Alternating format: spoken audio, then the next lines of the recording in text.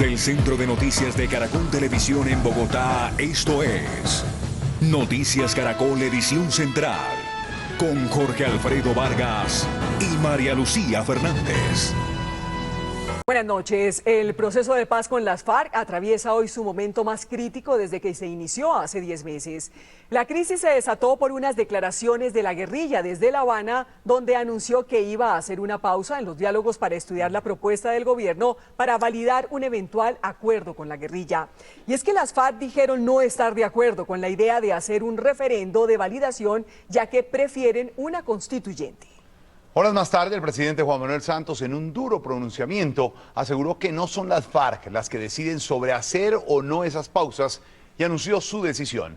Estamos analizando esta noticia desde todos los ángulos. Tenemos reportes desde el aeropuerto militar de Catam, donde habló el presidente en las últimas horas, y desde Cuba, donde se pronunció la guerrilla. Empezamos con Marcela Ulloa en Catam. Marcela, ¿qué fue lo que dijo el mandatario? Buenas noches.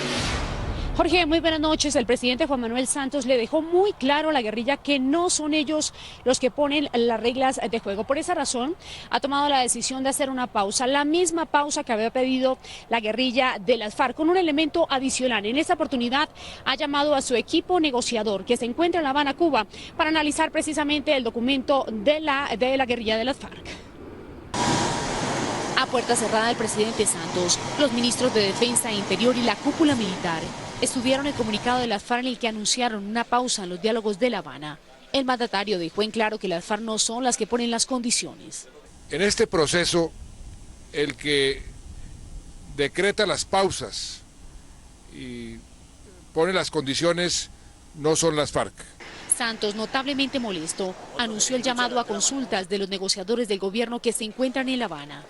He tomado la decisión de llamar a los negociadores para que se vengan inmediatamente aquí a evaluar el alcance de ese comunicado y el alcance del comportamiento de las FARC frente a iniciativas que lo único que están buscando es acelerar la solución de este conflicto.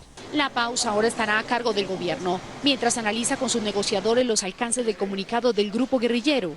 Aún no se tiene establecida una fecha para retomar los diálogos. Ese análisis lo vamos a hacer aquí y reanudaremos las conversaciones cuando lo consideremos apropiado. La reunión con los negociadores se efectuará mañana mismo.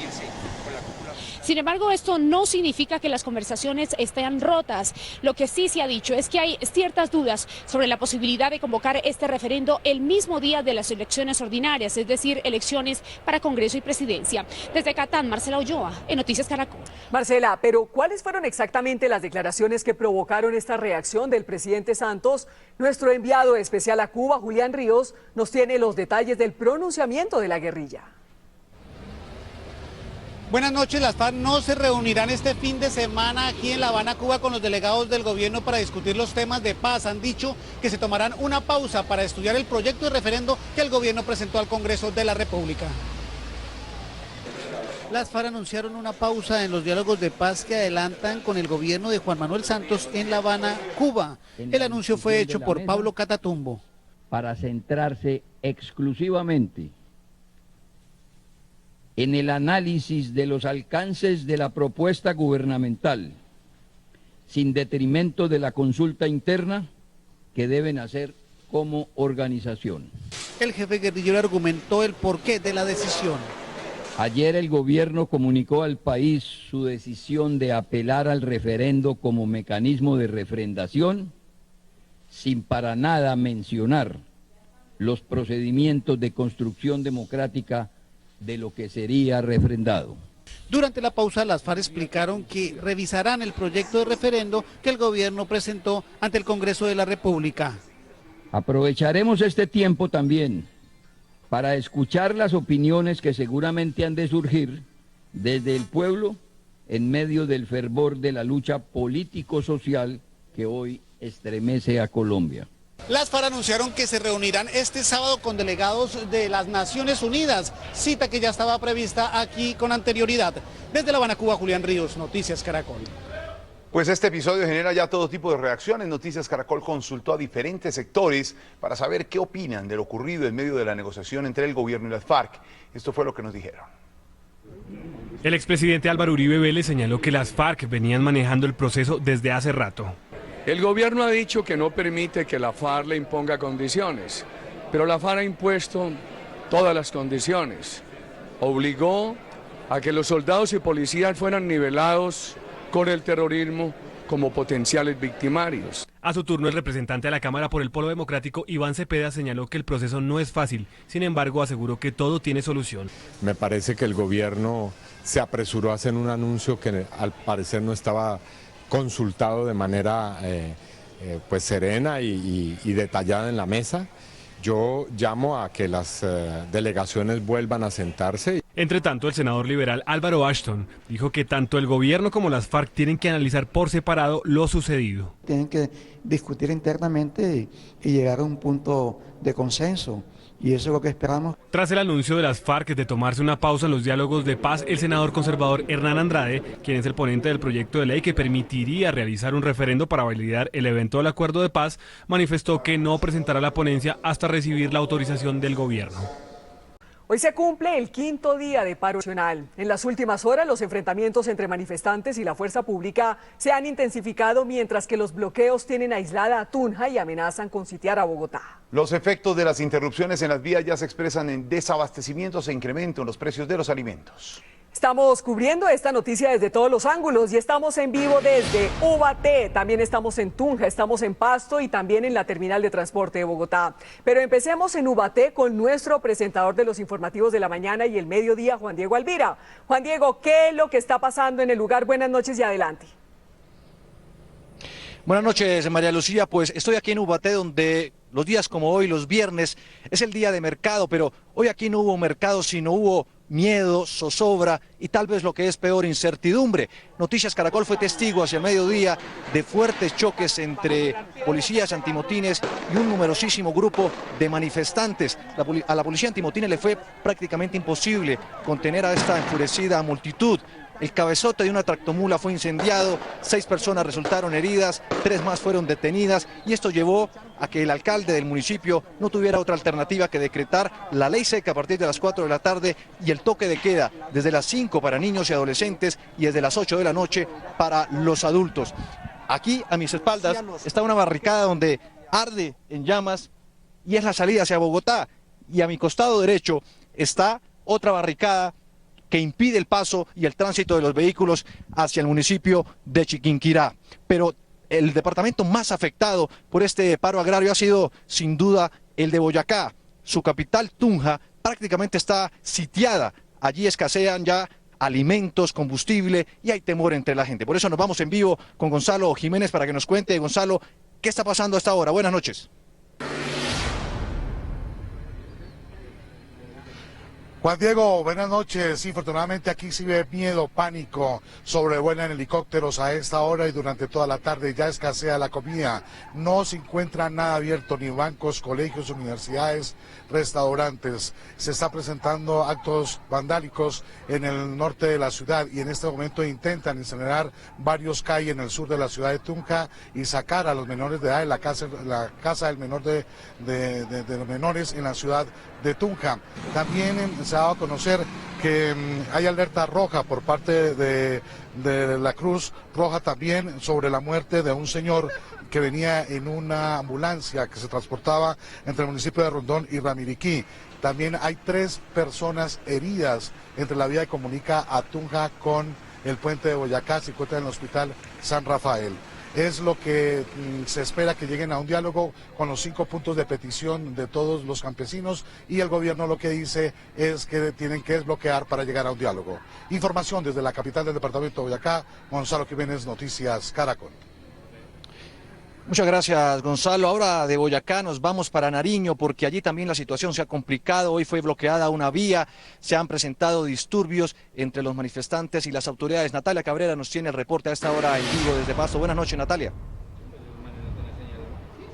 Hola, ¿qué tal? Muy buenas noches. Este quinto día de paro en este departamento al sur del país fue protagonizado por disturbios, en primer lugar, por estudiantes de la Universidad de Nariño en la vía que de Pasto comunica con el occidente del departamento, así también en la vía que de Pasto comunica con Ipiales a la frontera con el Ecuador. Algunos desmanes se produjeron y por otro lado en la vía que de Pasto comunica con el departamento de Putumayo, ahí fue donde más daños hubo por parte de la fuerza pública en hechos que son todavía materia de investigación. 12 menores de 5 años, todos ellos de un hogar infantil, pues resultaron damnificados por los disturbios que se presentaron en ese sitio. Esa es la información entonces desde Pasto con respecto a este paro agrario. Muchas gracias a Natalia Cabrera desde Pasto, y volvemos ahora a Bogotá con Juan Carlos Villani, quien está en la terminal de transportes, porque quien sin duda alguna más han sufrido también parte de este paro agrario son los viajeros. Muchas personas se han visto afectadas, que han tratado de movilizarse de una ciudad a otra, de una región a otra, y muchas empresas además han preferido guardar sus buses para evitar que les sean destruidos. Allí está Juan Carlos con todo el reporte. ¿Cuál es el panorama, Juan? Buenas noches. Juan Diego, televidentes, buenas noches. Así es, muchas empresas ya cerraron operaciones y otras siguen haciéndolo con el paso de las horas. Escuche esto, en la ruta Bogotá-Tunja ya cerraron 15 empresas. En la ruta Bogotá-Villavicencio, 6 empresas están en inminente riesgo de cierre por el paso restringido en esta importante carretera. En la vía Bogotá-Cali también se registran algunos transbordos que hay que hacer por algunos taponamientos en la vía, y hay 12 empresas que ya también han parado sus operaciones.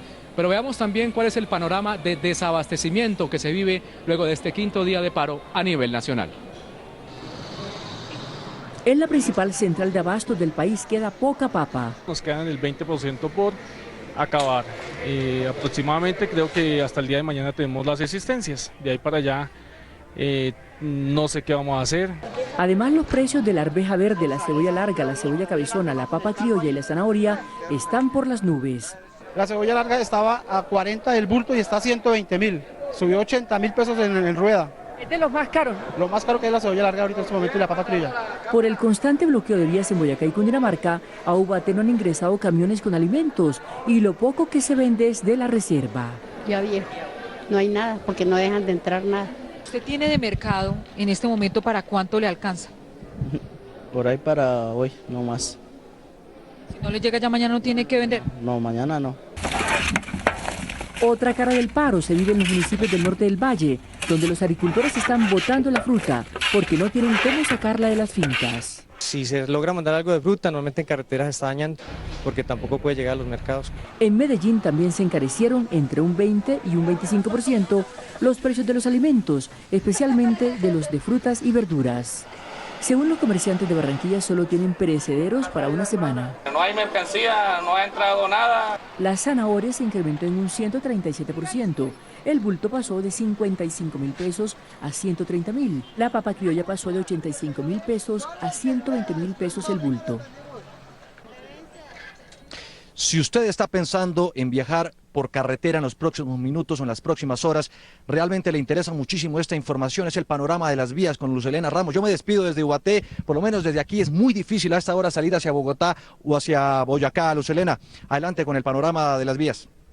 Así es, Juan Diego. Mire, 33 vías están cerradas en 7 departamentos en todo el país en este quinto día de paro agrario. Por lo menos aquí en Noticias Caracoles vamos a contar cuáles son las principales. Este es el mapa de los 7 departamentos y yo quiero empezar con el departamento de Antioquia. Aquí hay una sola vía que está cerrada, es la vía que de Medellín comunica la costa atlántica a la altura del Bajo Cauca. Hay que decir que hay bloqueos y cierres intermitentes, no está completamente cerrada. Seguimos en este momento con el departamento de Boyacá, donde hay 16 vías cerradas, lo que decía Juan Diego hace un momento, es el departamento más afectado. Tunja, Bogotá, Tunja, Paipa, Duitama, Tunja, Villa de Leyva, Chiquinquirá y Tunja, Genesano. Estos 3 departamentos se representan lo que es el norte, occidente y sur de Boyacá. ¿Qué está pasando en el departamento de Caldas? Este es el panorama. Hay una sola vía que está cerrada, por fortuna no es una vía principal, es una vía intermunicipal, que es la vía que de Anserna en Caldas comunica con Pereira en Risaralda. Panorama en el departamento de Cauca. Seguimos aquí. En Cauca hay una sola vía que está cerrada, es una vía en Caldas, una vía que está cerrada, esa es la vía, no, seguimos con Cauca. una vía cerrada que es la vía Popayán-Huila a la altura del municipio de Insa, y hay también concentraciones en la vía Panamericana entre Piendamó y Rosas. Cundinamarca, esto es lo que está pasando allí en el departamento de Cundinamarca. Hay 6 vías que están cerradas. La vía Zipaquirá-Ubaté, que conecta a los departamentos de Santander con Boyacá. Nariño, seguimos aquí en el departamento de Nariño en este recorrido, y aquí hay 4 vías que están cerradas. Mucha atención, Pasto y Piales, que recordemos es la carretera que comunica a la frontera con Ecuador, y también está cerrada Pasto-Mocoa. Terminamos este recorrido por todo el país aquí en Putumayo. Esto es lo que está sucediendo en el departamento de Putumayo. 3 vías que están cerradas entre La Hormiga y Orito, es una de las principales vías que hasta ahora están cerradas. Aquí en Noticias Caracol, información de última hora. Jorge. Lucelena, gracias. Para conocer más sobre este paro nacional, hemos habilitado un minuto a minuto de la situación en nuestra página de internet www.noticiascaracol.com. Recuerde que usted nos puede seguir también en Twitter en @noticiascaracol. La representativa del mercado que regirá mañana es de 1.911 pesos con 16 centavos. Bajó. El dólar en casas de cambio se vendió en promedio a 1.930 pesos. Bajó. El índice Data IFX cerró al alza en 1.917 pesos con 52 centavos. Gracias por continuar con nosotros. Mucho se ha especulado sobre los intereses de Nicaragua de reclamar a corto plazo soberanía sobre la isla de San Andrés. En Managua, Juan Jacobo Castellanos consultó con expertos y nos envió el siguiente reporte. El gobierno de Colombia, a través de un comunicado de la Cancillería, anunció en las últimas horas que se dispone a tomar con calma y serenidad que el tema merita la decisión más adecuada frente al fallo de la Corte Internacional de Justicia, que responda a los intereses de la política exterior del Estado colombiano. Mientras tanto, aquí en Managua, expertos internacionalistas han dicho que no hay interés alguno del gobierno del presidente Ortega de reclamar soberanía sobre el territorio insular de San Andrés y Providencia. La posición de Nicaragua ha sido firme y categórica: respetar lo que le dio la Corte Internacional de Justicia a Nicaragua y respetar lo que la Corte Internacional de Justicia le dio a Colombia. Dijeron que la única salida para resolver las diferencias entre Bogotá y Managua es el diálogo. Son 2 países vecinos ahora en este mar, ¿verdad? Más intensamente. Tienen que combatir la pesca ilegal no declarada y no reglamentada. Tienen que combatir el narcotráfico. Agregaron los internacionalistas que el fallo de La Haya sobre San Andrés es inapelable. Una vez que la Corte Internacional de Justicia falla delimitando el área marítima o el área en disputa, no hay otro recurso legal, ni nacional ni supranacional. Aquí en Nicaragua hay expectativa de lo que pueda anunciar el presidente Santos, de su estrategia para defender a San Andrés y Providencia. Desde Managua, Nicaragua, Juan Jacobo Castellanos, Noticias Caracol. Sigue la batalla jurídica entre la Registraduría Distrital y el alcalde de Bogotá, Gustavo Petro, por las firmas que se avalaron para la revocatoria del mandato. Luis Fontalvo, el abogado del alcalde para este proceso, radicó un recurso de reposición, exigiéndole a la Registraduría Distrital que revise el aval que le dio a las 357.250 firmas que certificó. Según el defensor, ese aval lo dio la Registraduría amparada en la circular 052 del 2005, sin tener en cuenta que el 19 de diciembre del año pasado el registrador nacional, a través de la resolución 10.840, había especificado las condiciones que debía cumplir esos apoyos. Esta circular a la cual han apelado los registradores distritales alude a la posibilidad de que con la sola cédula se pueda establecer la identidad plena de los ciudadanos. En este caso eso no basta.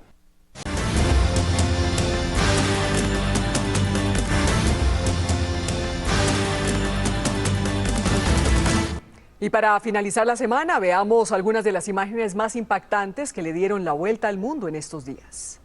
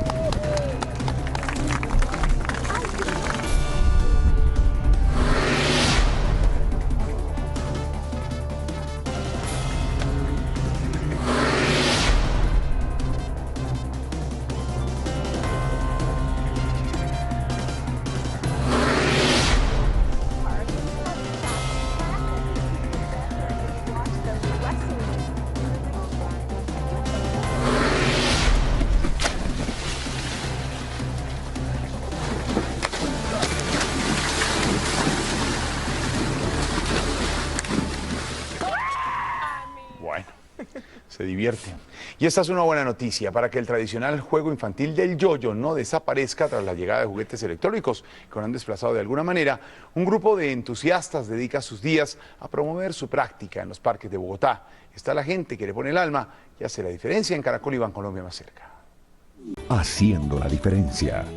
Desde hace 2 años, el Parque del Virrey de Bogotá se convirtió en el lugar predilecto para la práctica del yoyo. Cada domingo, grandes y pequeños se citan aquí para demostrar su destreza con este juguete. Me parece una buena oportunidad para apartarlos un poco de lo que son los juegos que los mantienen encerrados en sus casas. Yo nunca había escuchado hablar de estos yoyos. Los niños desarrollan sus habilidades motrices y salen de la rutina. Es un deporte que requiere mucha concentración. Horacio Muñoz es el actual campeón mundial de la disciplina. Él le enseña a sus alumnos y a curiosos los secretos de este juego. Una de las cosas que yo quiero ver que en los parques se practique ese deporte tal como lo hacen con el básquetbol, el voleibol, el fútbol. Horacio le pone el alma a que sus pupiles derrochen creatividad a la hora de mostrar su técnica. Tener campeones nacionales que nos vayan a representar a nivel mundial. Trucos como la vuelta al mundo, el péndulo y el kamikaze seguirán dando vida a este tradicional juego de origen griego. Aquí va el código. 60 estudiantes asiáticos llegaron a Colombia a aprender español. Estos jóvenes, que son guías turísticos de Australia, Camboya, China, Japón, Corea, Vietnam, Indonesia y Filipinas, fueron recibidos en el Palacio de San Carlos para oficializar su ingreso al programa Spanish in Colombia, una iniciativa del gobierno que pretende ubicar al país como destino ideal para aprender el idioma. Al expresidente Álvaro Uribe Vélez se le fue la paloma. Miren lo que le pasó cuando iba a hablar de las 2 noticias del día, el referendo y la pausa en los diálogos de La Habana. Un referendo... ¿Por qué un referendo el mismo día de la elección presidencial para presionar la reelección o el día de la reelección de los... Esto está para el 28 de diciembre. Como les habíamos contado, Luis Carlos Vélez, director de Noticias Caracol, fue el invitado central del programa Cala de CNN en español. Durante la entrevista con el presentador Ismael Cala, Luis Carlos habló de su trabajo como director de noticias y de la gran noticia de su vida, su matrimonio. Sabemos que la boda no se va a quedar en privado, que ahí van a estar cámaras y por supuesto... Estamos tratando de que no sea así. ¿Ah, no? Yo quería casarme en otro lado, pero el sueño de la familia es que sea algo mucho más visible. Observen estas imágenes. En Rusia, estas mujeres protagonizan una singular campaña para que los conductores reduzcan la velocidad para evitar accidentes. Ay, ojalá no se choquen por mirar tan singular campaña. Y ya es hora de que le paremos bolas al protocolo. Por ejemplo, para una entrevista de trabajo, regla de oro: no se ponga ni la pinta dominguera ni el baúl de su casa. Pues este es el recomendado de código ABC del protocolo de la más experta Pilar Guzmán, magíster en relaciones y protocolo. Hasta aquí el código Caracol. El ahorro es protección. Ahorrar es la manera más simple de alcanzar tus grandes sueños y aprender a ahorrar. Ingresa a aprendoahorrar.com y entérate cómo hacerlo.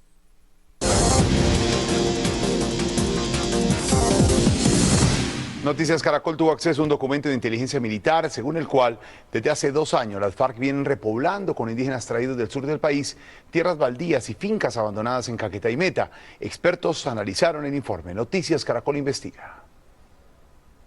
Este hombre es Ariel Rolando. En su computador se encontraron los detalles del plan de repoblamiento de las FARC con indígenas traídos del Cauca.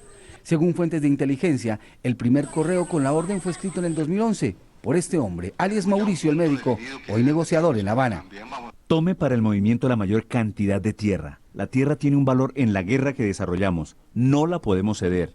Ojalá este proyecto nos llegara hasta las fronteras.